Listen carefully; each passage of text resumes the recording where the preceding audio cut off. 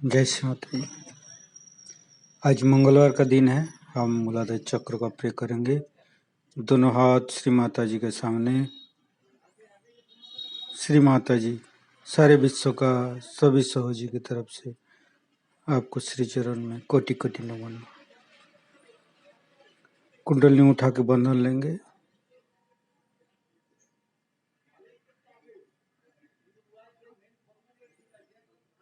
वाम मूलाधार पर हम चित्त रखेंगे। वाम हाथ श्री माता जी के सामने, राइट हैंड धरती पर। प्रेस श्री माता जी, हमारे अंदर गणेश शक्ति का आशीर्वादित कर दीजिए माँ। हमें अमोदिता और पवित्रता के सागर में ले चलिए। हे प्रभु गणेश, आप हमारे अंदर समाहित हो जाइए। मंत्र ओम तमेव साक्षात श्री निर्मल गणेश साक्षात श्री आदिशक्ति माता जी श्री निर्मला देव्ये नमो नमः। दाहिने हाथ श्री माता जी के सामने, बायां हाथ धरती पर।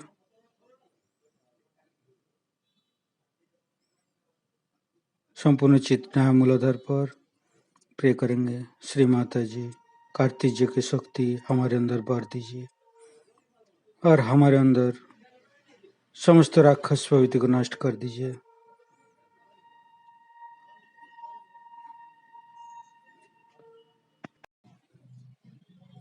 अभी हम दोनों हाथ श्री माता जी के सामने और चित्तों को रखेंगे मध्य मूलाधार पर।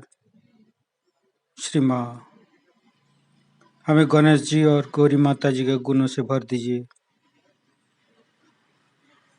ताकि हम कहीं दुष्ट व्यक्ति से ना क्षति कर सके।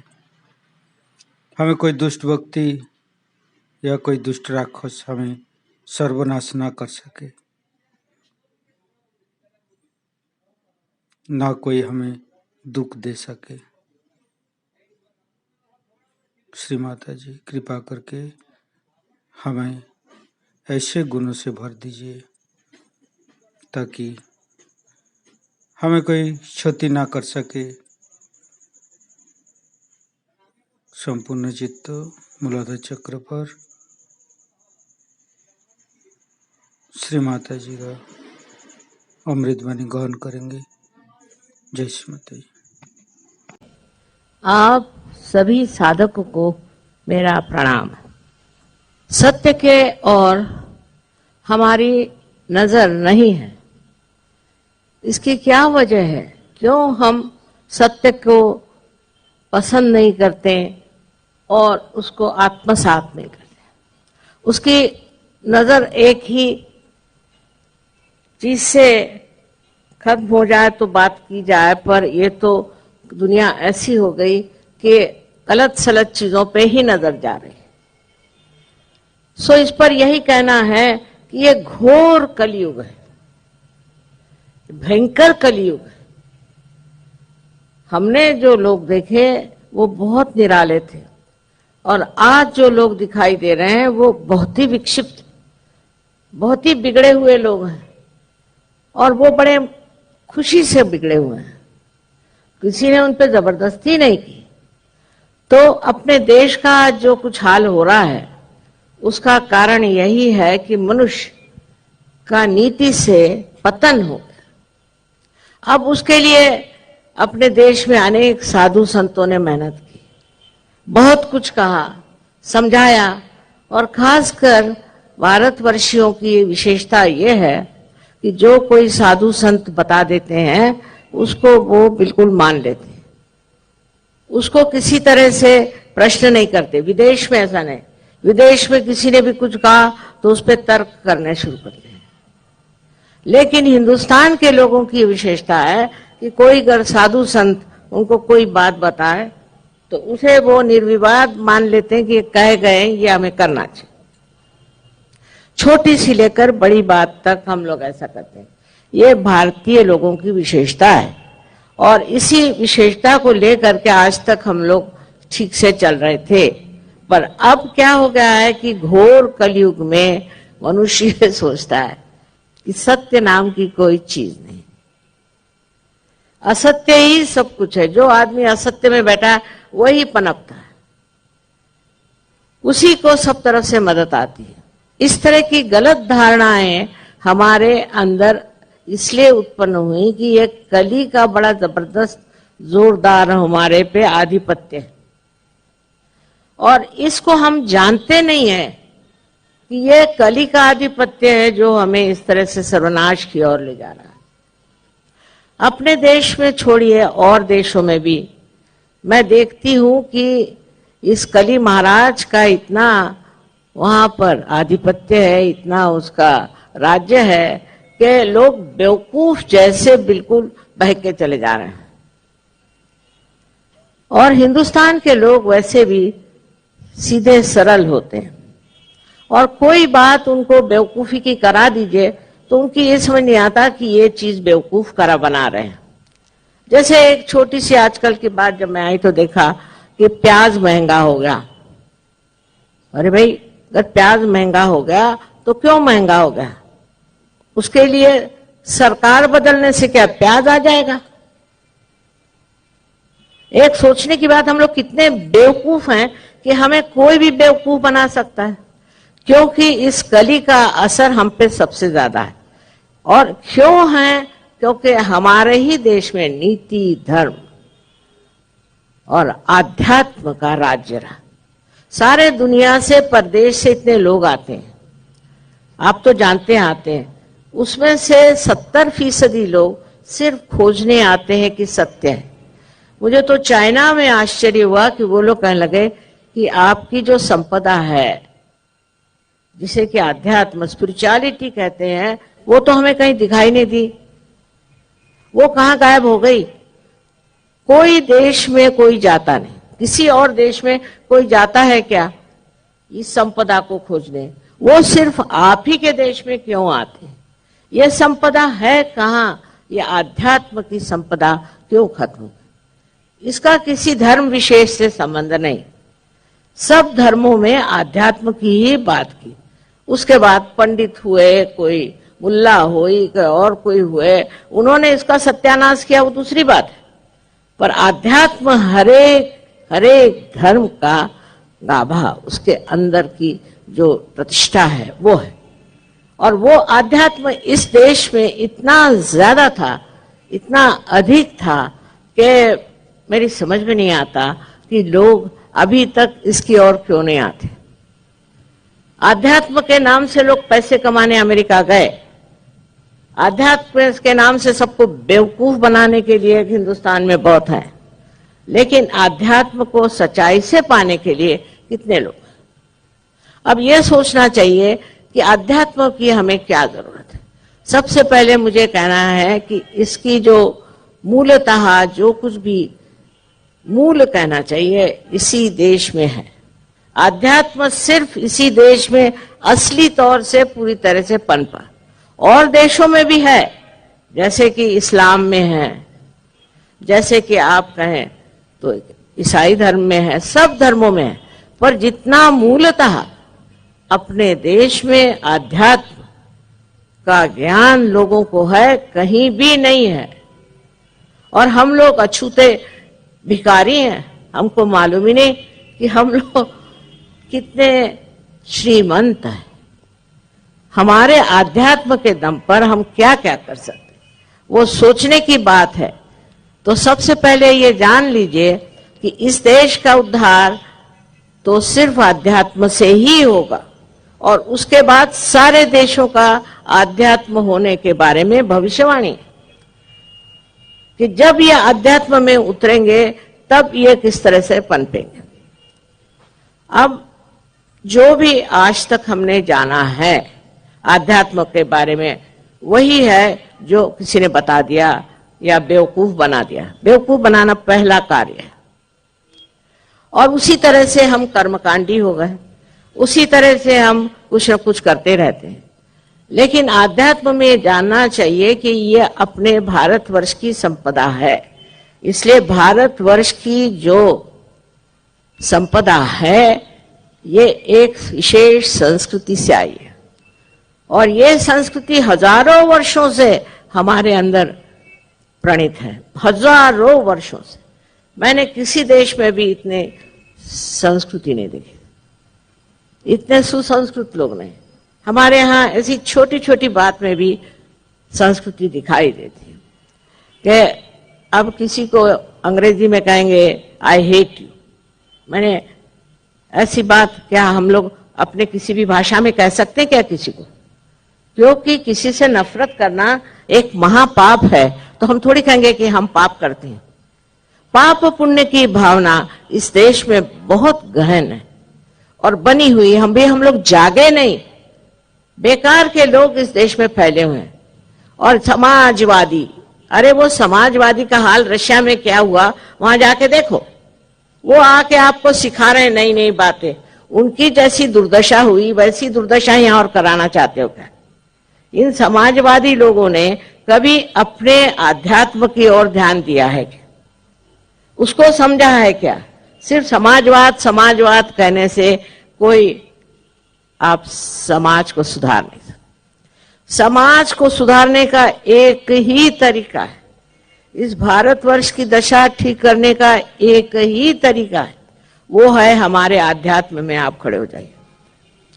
और आध्यात्म का गाभा इस महाराष्ट्र में कुछ कम नहीं, महाराष्ट्र में कुछ कम नहीं। जो कुछ भी आज आपसे मैं बताने वाली हूं ये सारे भारतीय संस्कृति की विशेषता है। इसमें यह मतलब नहीं कि हम संकुचित हैं, छोटे हैं। ये संस्कृति तो हमें प्रगाढ़ एक सागर महासागर के जैसे करती।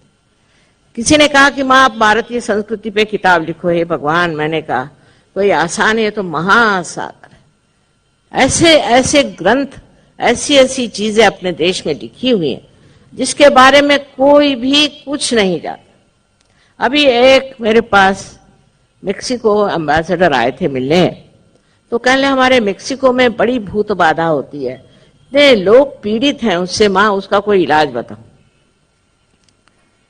मैंने कहा इस पर मुझे किताब लिखनी होगी। हमारे देश में सब चीजों के बारे में इतना सुस्पष्ट लिखा हुआ है, इतना व्यवस्थित लिखा है और बतलाया गया है, पर कोई उधर जाता ही नहीं। आजकल एक तो ये अंग्रेजी भाषा हमारे पर लाद कर गए अंग्रेज। मुझे कहा कि पहले अंग्रेजी में बोले, मैंने कहा कम से कम यहाँ तो अंग्रेजी नहीं बोलने को कहो। अंग्रेजी भाषा कोई भाषा है? इस भाषा में तो स्पिरिट कहते हैं। अब स्पिरिट माने आत्मा, स्पिरिट माने भूत, स्पिरिट माने शराब। अब बोलिए, अरे इस भाषा में कौन बता सकता है इतनी गहन बात?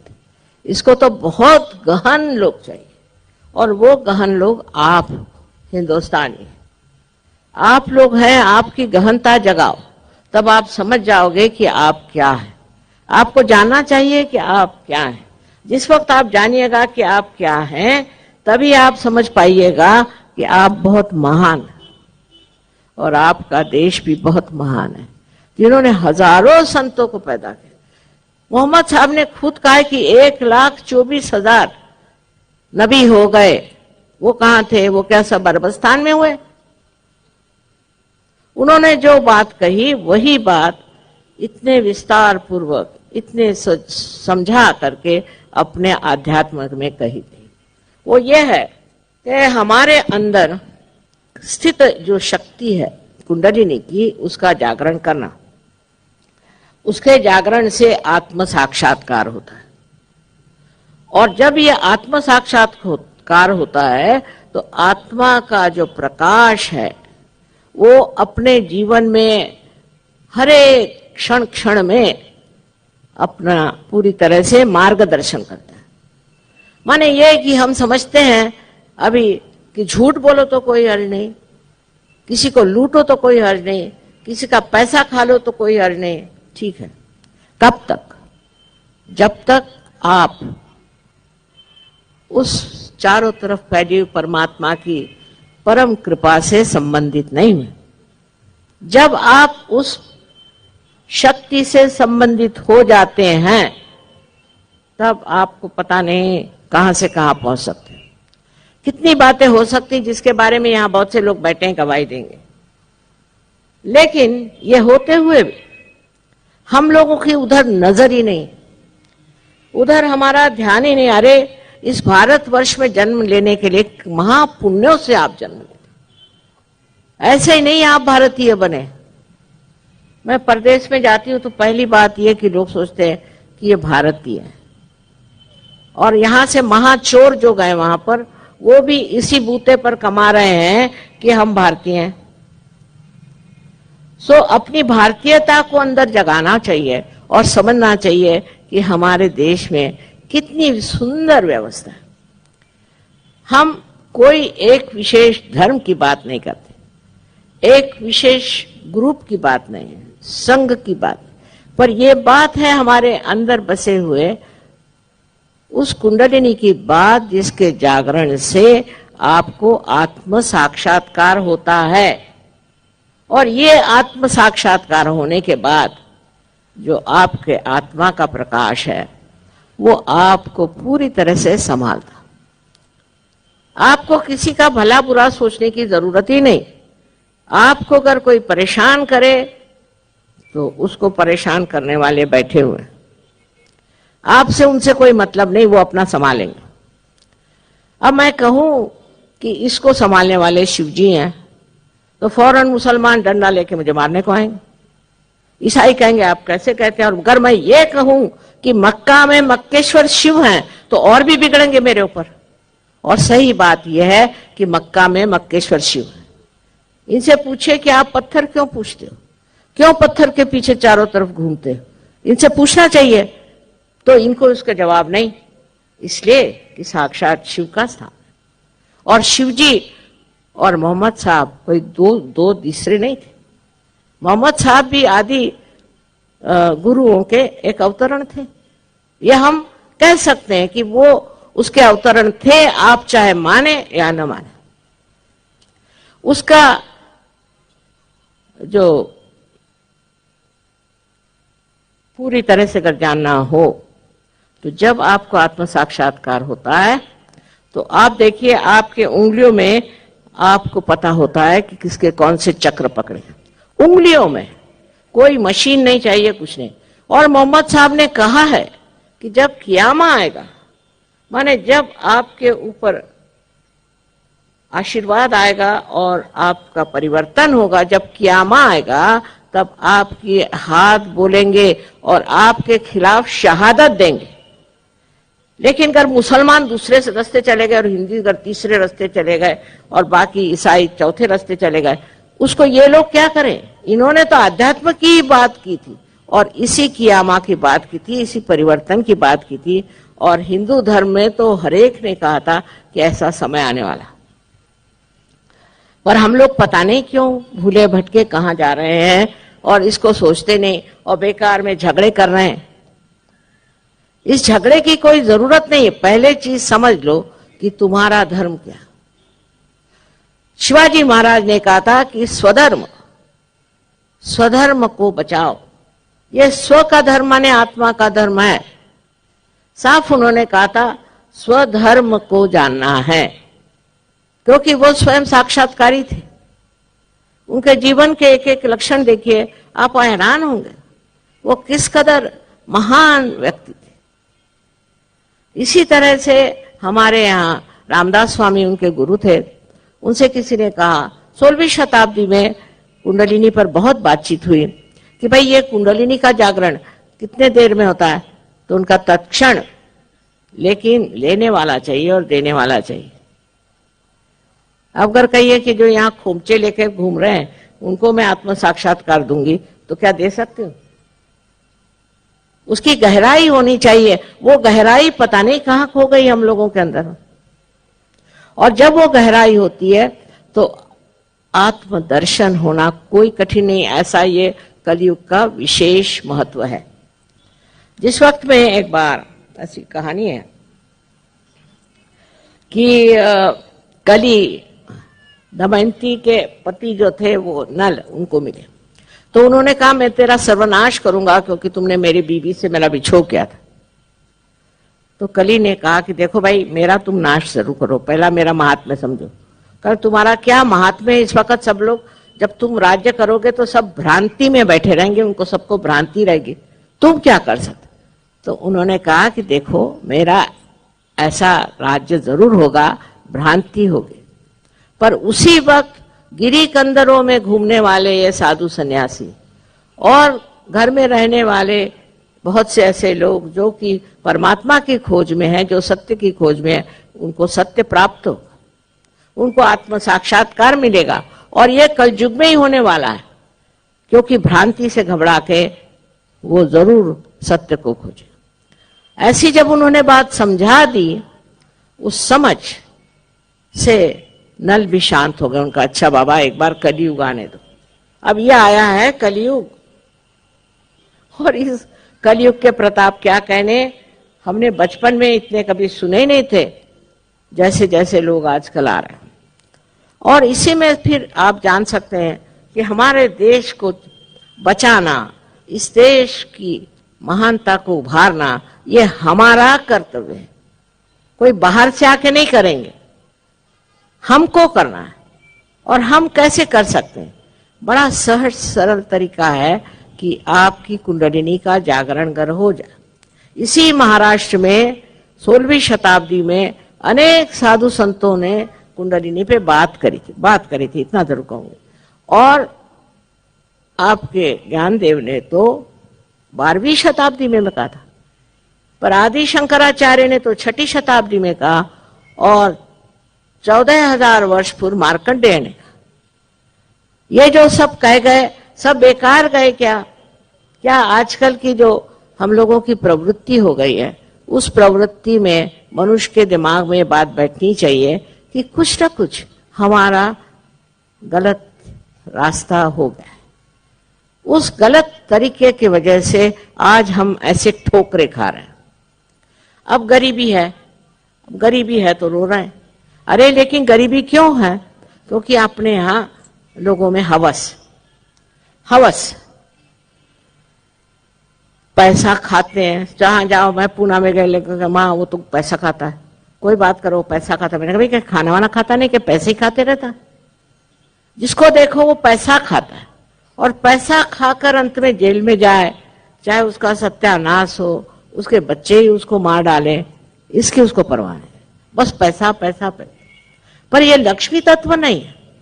लक्ष्मी का तत्व और होता है, और उसके तत्व से अनेक लोगों का उद्धार हो सकता है। उसको जागरूक करने के लिए आपके अंदर कुंडलिनी का जागरण होना जरूरी है। जब कुंडलिनी का जागरण होता है तो आपो आप लक्ष्मी तत्व दिखाई देता है। सबसे तो बड़ी बात यह है कि मनुष्य एकदम समाधानी हो जाता।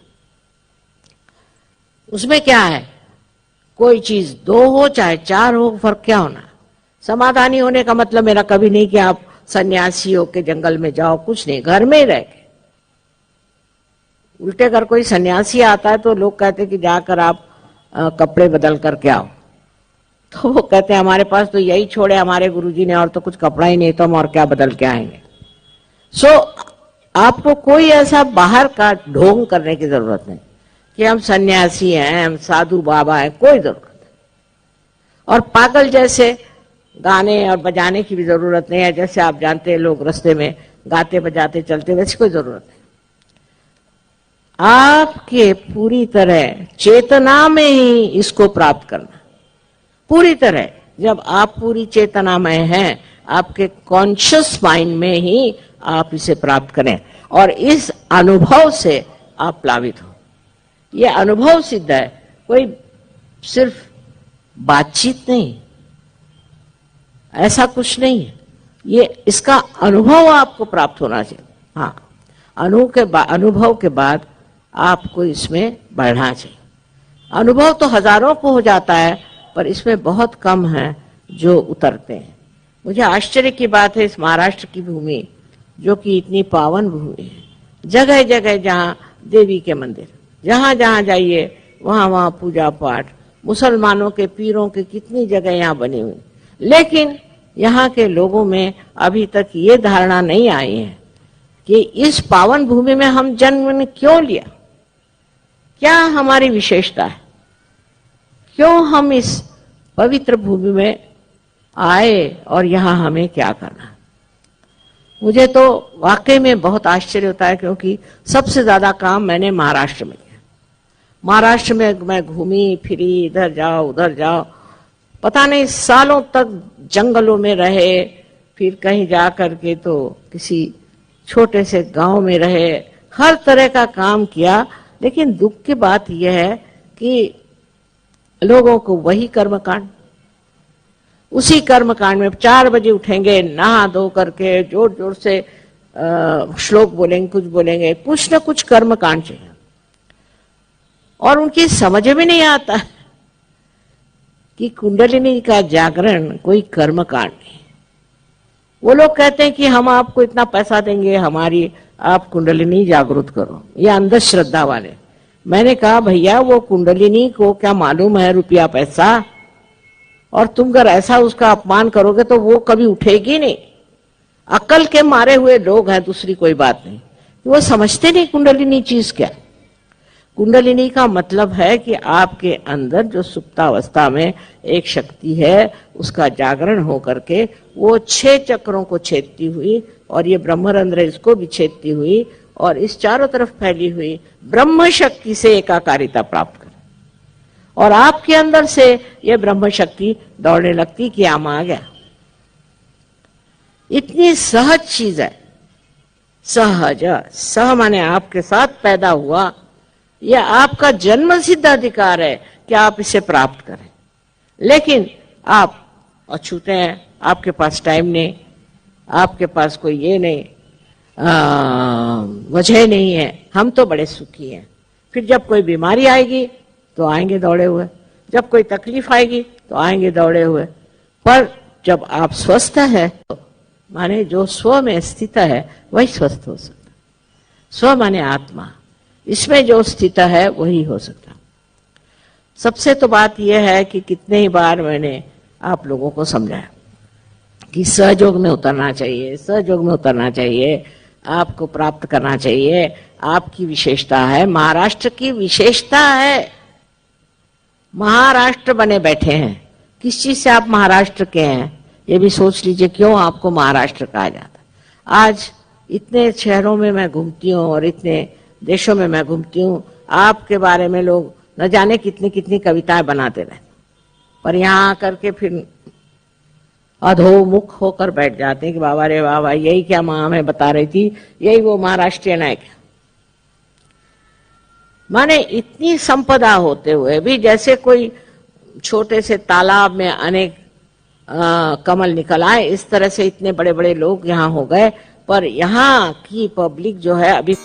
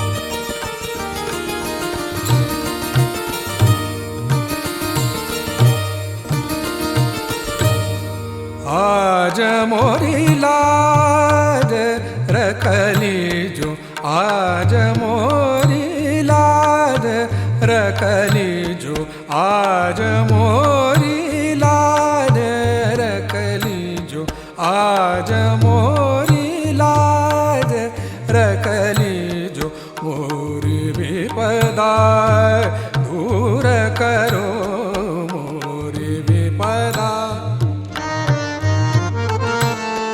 मोरी विपदा दूर करो, मोरी विपदा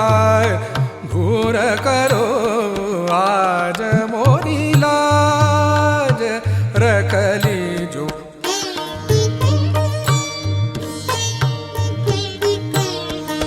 आज मोरी लाज रखली जो, आज मोरी लाज।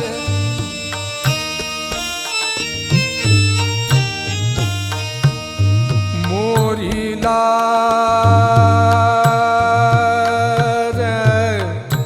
मोरी लाज,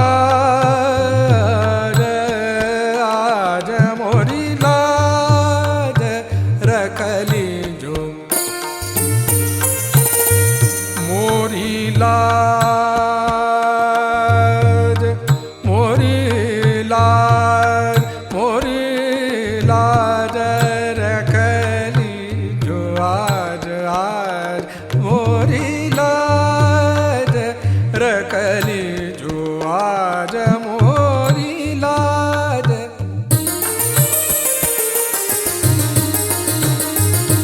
मोरी लाज, मोरी लाज, आज मोरी लाज रखली जो।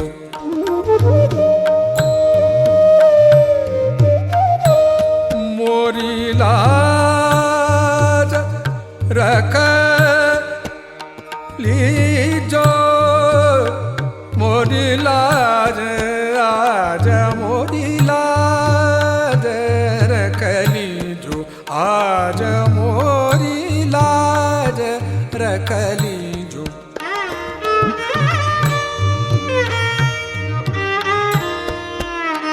मोरी लाज,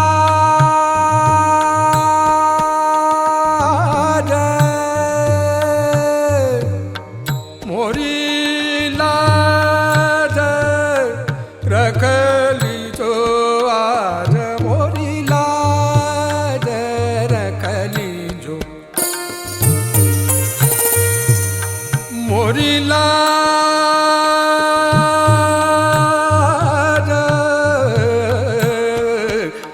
गौरी नंदन हे दुख भंजन।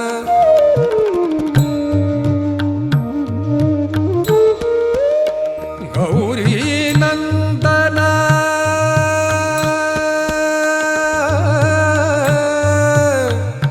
गौरी नंदन, गौरी नंदन, गौरी गौरी नंदन हे दुख भंजन। गौरी नंदन हे दुख भंजन, तुम ही आके